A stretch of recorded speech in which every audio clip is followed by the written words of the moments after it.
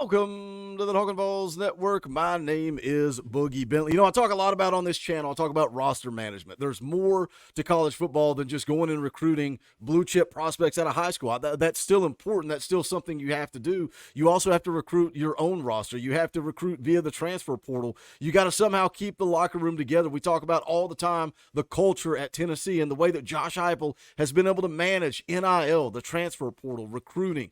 I think the culture at Tennessee is as good as you can possibly have. We've seen Nick Saban ride off into the sunset and talk about all players care about is money, and that's part of it. But Josh Heupel has found a way. He's been able to do that at Tennessee. How would you grade him on the transfer portal in 2024? After the end of last season, we saw a mass exodus of players, particularly in the secondary. Guys like Warren Burrell, Jack Luttrell, Brandon Turnage, right? So many guys that transferred out, Danico Slaughter, Deshaun Rucker, and you kind of had a depleted secondary, and then also you went and added some guys, right? You added Jermod McCoy. You added the kid McMurray from Temple. You added Jacoby Thomas. You needed a tight end. What'd you do? You went and got the best tight end available in the portal in Holden Stace.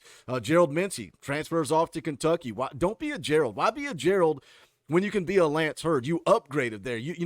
We don't put as much respect on a kid that transfers in like Lance Hurd. What if Josh Heupel, what if Glenn Ellerbe had signed a 5-star offensive tackle in the class of 2024? That's basically what you got in Lance Hurd. But I want to talk about the transfer portal. I want you guys to jump into the comment. Give Josh Heupel a grade as we head into year 4 of the Josh Heupel era. But again, the mass exodus of guys, particularly in the secondary, we've seen Elijah Herring go into the portal. I get it. He's looking for playing time. He wants to be a starter, and he was in the 2 deep at Tennessee. Christian Conyer most recently goes into the portal. He found himself buried on the depth chart. Again, I don't have a problem with guys that are looking for playing time, but for me, it was still a concern that Christian Conyer entered the portal. You got Jermod McCoy. You got Ricky Gibson as your starting corners. It sounds like Jordan Matthews and Jalen McMurray from Temple had kind of passed Christian Conyer by, but you want that depth, right? You're always one injury away from having to look and go, all right, next man up, and that's what I hoped that Christian Conyer would be. And I don't blame him for transferring out. A lot of times, I see the reactions on Twitter or Facebook or even in the comment section here on YouTube. It's always good riddance, don't need you, or it's who, never heard of him. If you've never heard of Christian Conyer, are you really following what Tennessee's doing? He was one of the top recruits coming out of the state of Kentucky. That class, adding Christian Conyer, Jordan Matthews, and Ricky Gibson, they did a great job recruiting corners in that cycle. But nevertheless, Christian Conyer off to the portal. Best of luck to him. But I think we still need to add some depth here in the secondary. That's another question I would ask you as you look at this roster rolling into 2024. Where do we need help? If the right guy becomes available in the portal, I think we still need some depth on the offensive line. I think that's what we're missing. I think we still need some depth in the secondary. I truly believe that, and there may be an opportunity. This popped up on Twitter last night. Hayes Fawcett puts out the graphic. Former JMU true freshman All-American D'Angelo Pons has heard from these 22 schools since entering the portal. You see Tennessee there listed on the graphic. And, we throw the old saying around, kicking the tires. Tennessee's going to kick the tires with D'Angelo Pons. That means they've heard from him. That means there's conversations taking place. We saw this earlier with one of the running backs in the transfer portal. It shows me that Tennessee has interest. Now, does this go anywhere? We'll continue to follow it. But Pons is in the portal. Tennessee has reached out. It says in 2023, he totaled 52 tackles, 2 interceptions, 12 PDs, and 1 fumble recovery. He is the top available player in the transfer portal. Is he ready? Is he ready to make that jump from James Madison to the SEC? We're going to get into it. We're going to talk about it. But as always, I need you guys to do me that YouTube stuff. Smash the thumbs up just below the video. It's quick, free, easy. It helps the channel. I would greatly appreciate it. Also, if you're new to the Talkin VAWLS Network, welcome. We're not experts here. We're not insiders.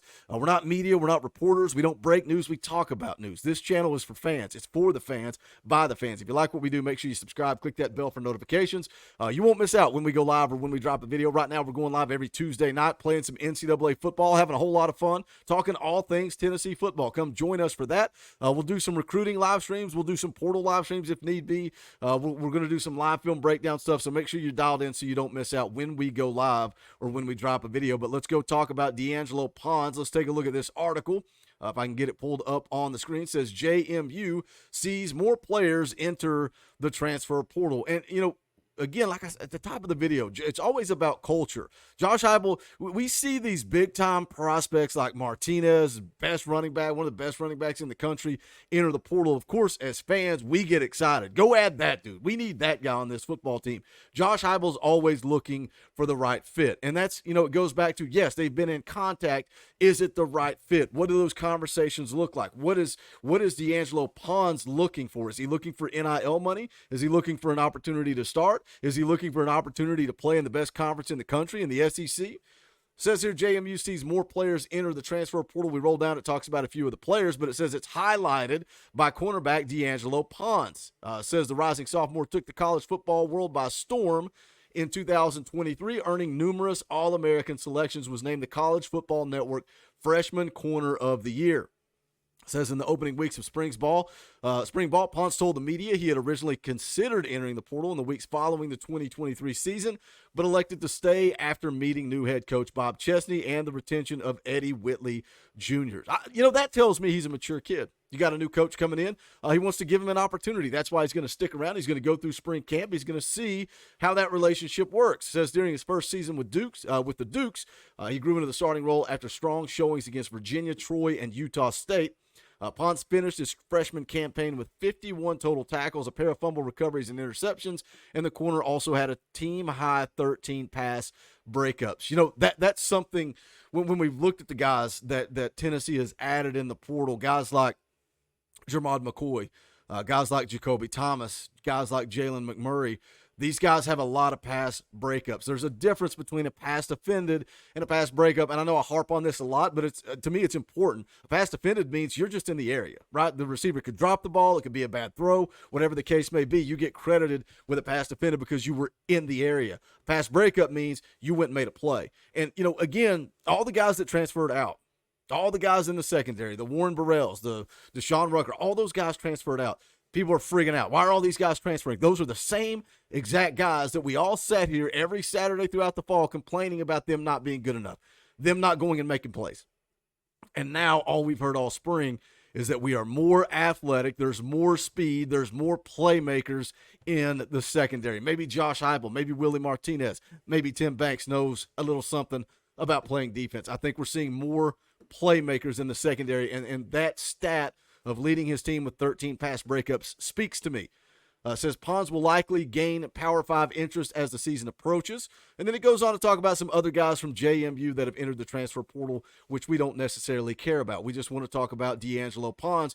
And if you go look at his profile here from James Madison, you can go look at the accolades from 2023. College Football Network Freshman Corner of the Year. Sean Alexander, Freshman of the Year semifinalist. CFN Second Team All-American. Football Writers Association of American Freshman All-American. It goes on and on and on. I'm not going to read it all to you. He was a 3-star prospect coming out of high school, listed as a 3-star transfer prospect as well. Something I like here, looking at the profile on the screen now, if you go down there to high school, honor roll student, right? That's something we've talked about in the world of recruiting. The guys that Josh Heupel is recruiting, they're smart, intelligent kids. They're well-spoken. They're respectful. And maybe that leads to, what we're seeing with the culture at the University of Tennessee. But what do you guys think about D'Angelo Pons? I think we definitely need that help in the secondary. I think we've upgraded. I like where the talent's at with Ricky Gibson and Jermod McCoy. I think the safeties are going to be more athletic. They're going to be quicker. Andre Turrentine, Jacoby Thomas. We'll see how he translates.